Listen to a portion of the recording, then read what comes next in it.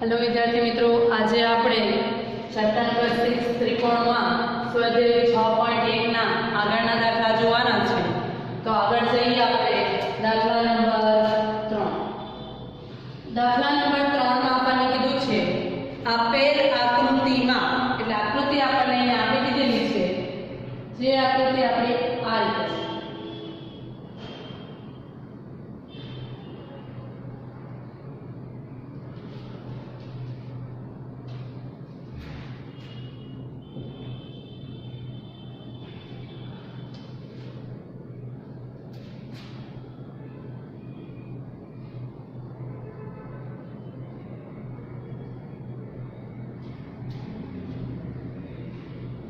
આ રીતે આપણને આકૃતિ આપેલી છે અને કીધું છે કે LM સમાંતર CD। આ LM જે છે એ BC ને સમાંતર છે અને બીજું કીધું છે LN જે છે એ CD ને સમાંતર છે, એવું આપણને આપેલું છે। આપણે સાબિત કરવાનું છે AM ના છેદમાં MB AM ના છેદમાં MD। આવું આપણે સાબિત કરવાનું છે। તો સૌથી પહેલા અહીંયા જો આ લાઈન દોરવાથી આપણી પાસે બે ત્રિકોણ બને, એક આ ત્રિકોણ, બીજો આ ત્રિકોણ, બે ત્રિકોણ બને। તો લખીએ આપણે ત્રિકોણ ABC માં પહેલા ત્રિકોણ લઈએ, ત્રિકોણ ABC માં આપણને શું આપેલું છે LM સમાંતર BC। LM સમાંતર BC ક્યારે થાય? તો તે બંનેનો ગુણોત્તર કેવો હોય? સરખો। તો શું થશે? AL ના છેદમાં LC AM ના છેદમાં MB। શેને આધારે? પ્રમેય 6.1 ના આધારે આ થશે આપણું સમીકરણ નંબર 1। બીજો ત્રિકોણ લઈએ। બીજો ત્રિકોણ કયો છે? આ ત્રિકોણ છે ને, તો ત્રિકોણ કયો છે? ત્રિકોણ ABC માં આપણી પાસે શું છે? LN સમાંતર CD। જો આ બે રેખાઓ એકબીજાને સમાંતર હોય તો પ્રમેય 6.1 ના આધારે LN AL ના છેદમાં SC બરાબર AL ના છેદમાં MD। શેને આધારે? પ્રમેય 6.1 ને આધારે આ થશે સમીકરણ નંબર 1 અને 2। જો સમીકરણ નંબર 1 અને 2 પરથી આપણે કહી શકીએ કે જો આ બે AL ના છેદમાં AC બરાબર જો AM ના છેદમાં MB થાય અને AL ના છેદમાં SC બરાબર AM ના છેદમાં MD થાય, જો આ એકબીજાની સરખા તો આ પણ એકબીજાને કેવા થઈ જવાના? સરખા। માટે લખીએ સમીકરણ 1 અને સમીકરણ 2 પરથી શું લખાશે? AM ના છેદમાં MD બરાબર AM ના છેદમાં MD। જે આપણે સાબિત કરવાનું છે તે આપણું આવી ગયું છે। ખબર પડે છે તમને? આગળ જઈએ ક્વેશ્ચન નંબર 4।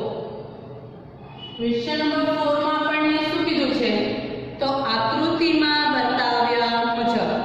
તો સૌથી પહેલા આપણને એક આકૃતિ આપેલી છે ત્રિકોણ ABC DE સમાંતર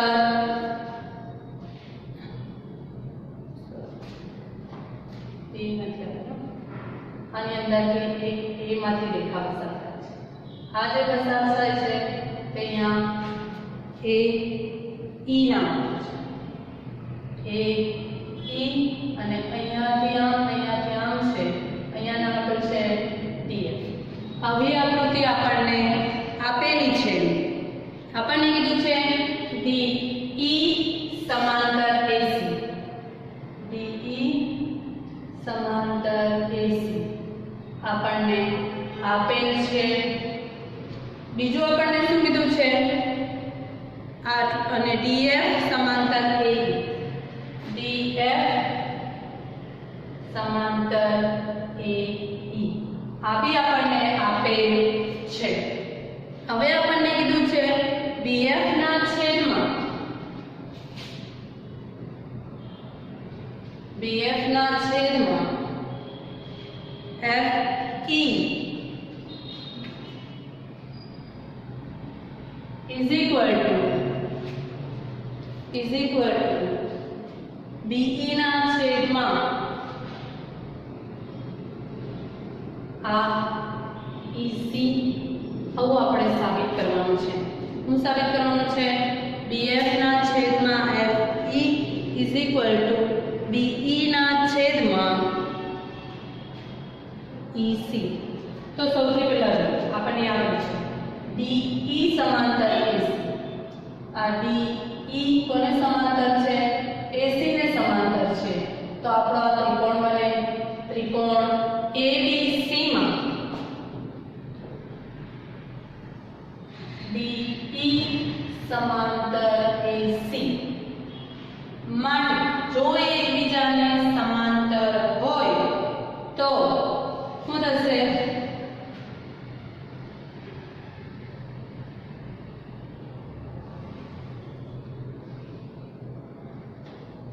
આ BD ના છેદમાં DA is equal to BE ના છેદમાં EC.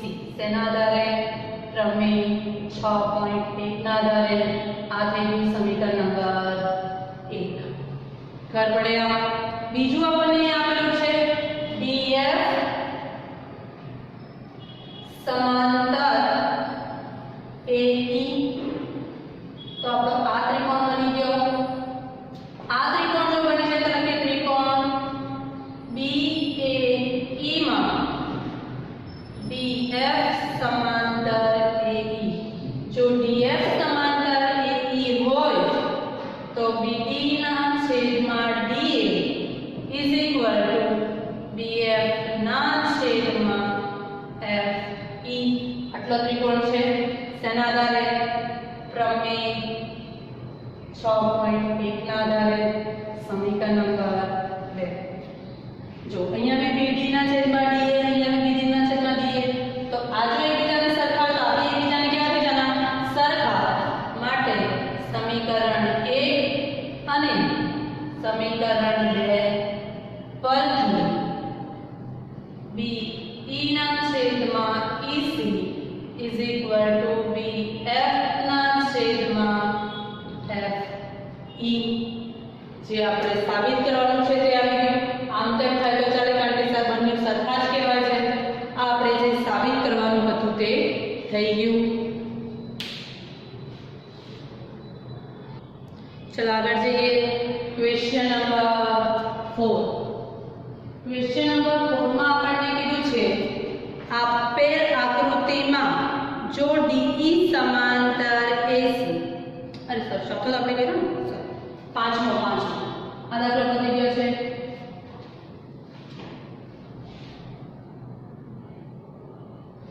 આપણે કયો દાખલા આવ્યા? પાંચમો દાખલો. પાંચમા દાખલામાં આપણને કીધું છે આપેલ આકૃતિમાં એક આકૃતિ આપેલી છે. ત્રિકોણ ABC જેમાં DE BC ને સમાંતર. અહીંયાથી આપણે આપેલું છે POR. અહીંયાથી એક રેખા પસાર થઈ છે. અહીંયાથી આ રીતે દોરેલું છે. અહીંયા D છે.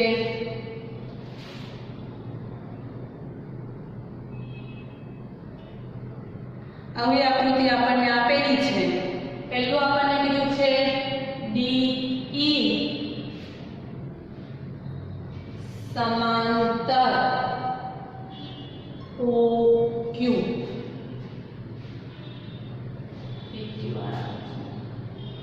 PQR.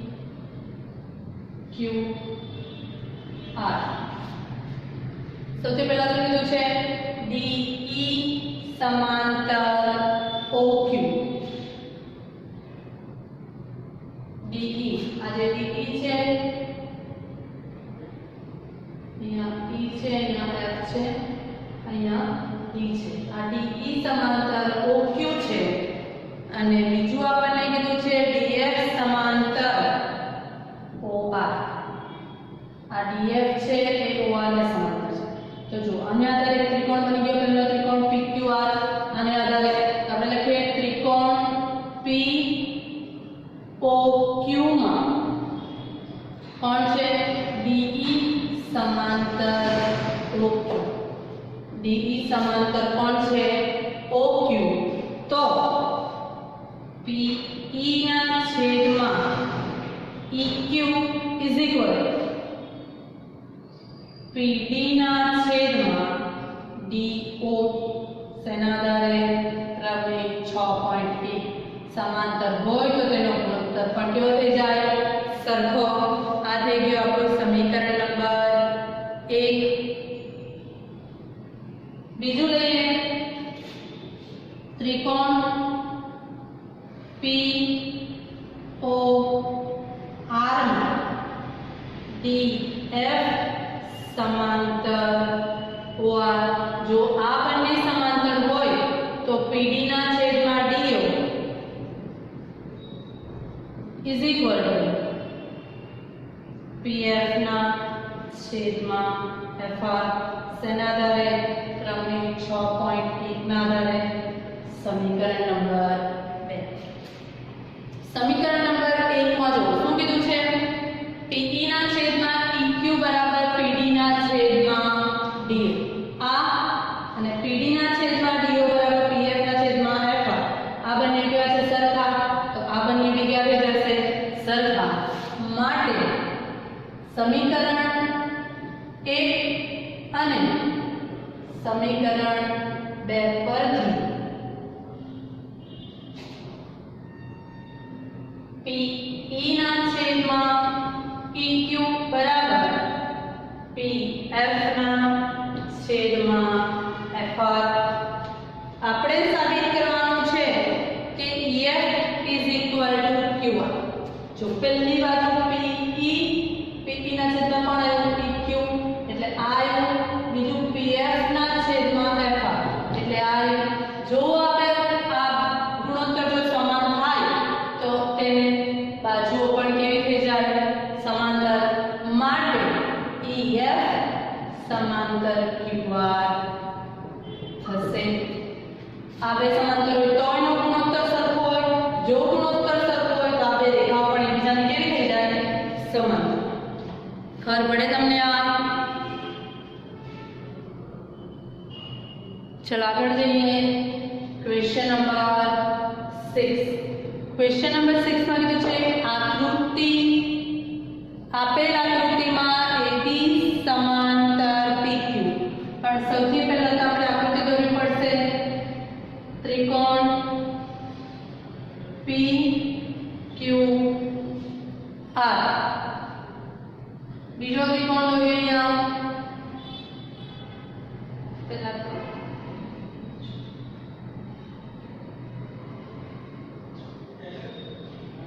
આ O બિંદુમાં છેદે. પછી આપણને અહીંયાથી રેખા દોરેલી છે જે BC છે. અહીંયાથી આમ દોરેલું છે. અહીંયા A અને BC ને જોડી દેવું. આ રીતે આપણને આકૃતિ આપેલી છે. આપણને કીધું છે AB સમાંતર PQ. આ AB છે એ PQ ને સમાંતર છે અને જે આ AC છે એ PR ને સમાંતર છે. એ કોને સમાંતર છે? PR ને સમાંતર છે. તો તે બિંદુઓ ABC અનુક્રમે OP. એ બિંદુ OP પર છે, OQ પર B બિંદુ છે અને OR પર C બિંદુ છે. તો સાબિત કરવાનું છે BC સમાંતર QR. તો સૌથી પહેલા આપણે આ જો એકબીજાને સમાંતર હોય તો આપણે આ એક ત્રિકોણ લેવો પડે. તો લખું પહેલું ત્રિકોણ POQ માં કોણ સમાંતર છે? AB સમાંતર PQ. જો AB સમાંતર PQ હોય તો શું થશે?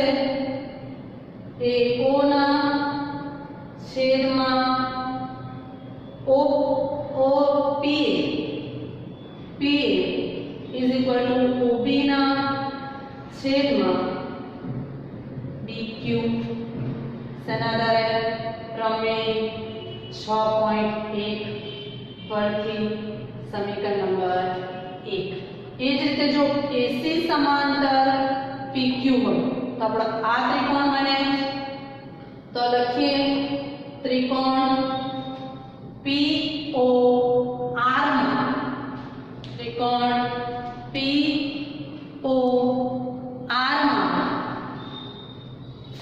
AC સમાંતર PR જો AC સમાંતર PR હોય તો OA ના છેદમાં PA is equal to OC ના છેદમાં CR પ્રમેય 6.1 સમીકરણ નંબર 2 તો જો સમીકરણ નંબર 1 અને 2 પરથી OA ના છેદમાં PA તો અહીંયા બી OA ના છેદમાં PA તો આ અને આ પણ એકબીજાને કેવા થઈ જાય સરખા તો સમીકરણ 1 અને 2 પરથી OB ના છેદમાં BQ બરાબર OC ના છેદમાં CR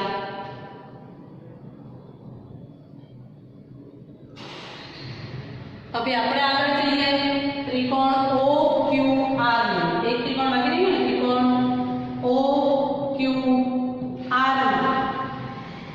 OQR માં